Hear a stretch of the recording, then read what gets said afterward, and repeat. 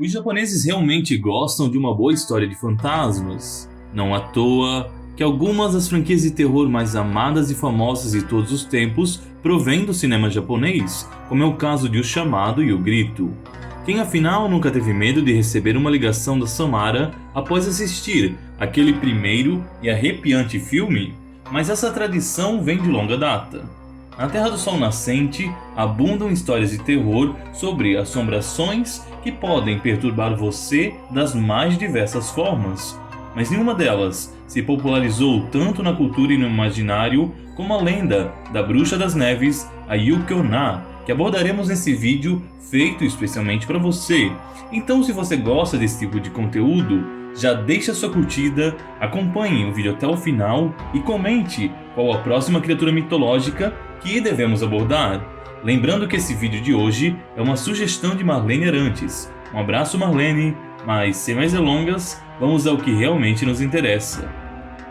O inverno pode ser extremamente rigoroso em países mais frios. Se hoje, com a tecnologia que temos, os efeitos dessa estação podem ser mitigados, antigamente a situação era totalmente diferente. Nos meses frios, a fome e os problemas de saúde se tornavam ameaças frequentes, principalmente entre a população mais carente. Sem poder cultivar em meio ao gelo, sem animais para caçar e sem bons sistemas de aquecimento, os mais pobres dependiam das poucas provisões que conseguissem armazenar durante as outras estações. Nesse cenário, histórias fantásticas que explicassem a vida cruel ajudavam a mitigar o sofrimento do povo. Muitos contos tradicionais de diversos países, e aqui incluímos o Japão, diziam que nessa época os deuses costumavam vagar sobre a terra para verificar se as pessoas ainda possuíam, mesmo em meio aos seus tormentos diários, os bons valores. Assim, acolher os peregrinos que pedissem por abrigo e comida era uma questão crucial.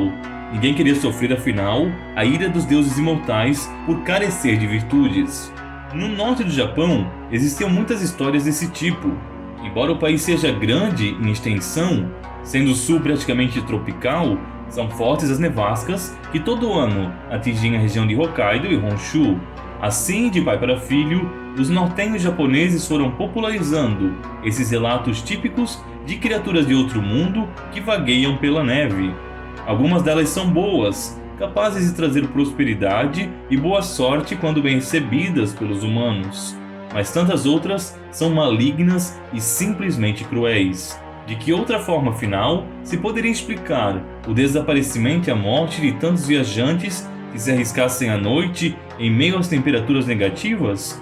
Os relatos sobre Yuki-onna aparecem desde cedo, mas variam muito de aldeia para aldeia e de região para região. Também seu temperamento é sempre ambíguo. Às vezes, essa criatura é pintada como uma besta cruel e incontrolável. Às vezes, como uma donzela delicada, em outras ainda, como uma bruxa vampiresca.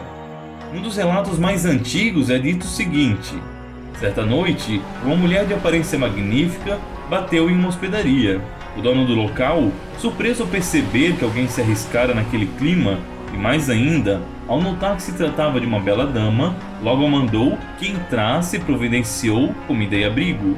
Após jantar e conversar longamente, a mulher fez menção de sair, ao que o taverneiro se adiantou para que ela ficasse, pois estava realmente muito congelante no lado externo. A dama, nesse momento, desapareceu no ar, deixando para trás cristais de gelo que se formaram sobre o tapete de couro. Era Yuki-onna, que estava ali para averiguar a bondade daquele senhor. Em outros relatos, ela parece muito mais má do que nesse primeiro.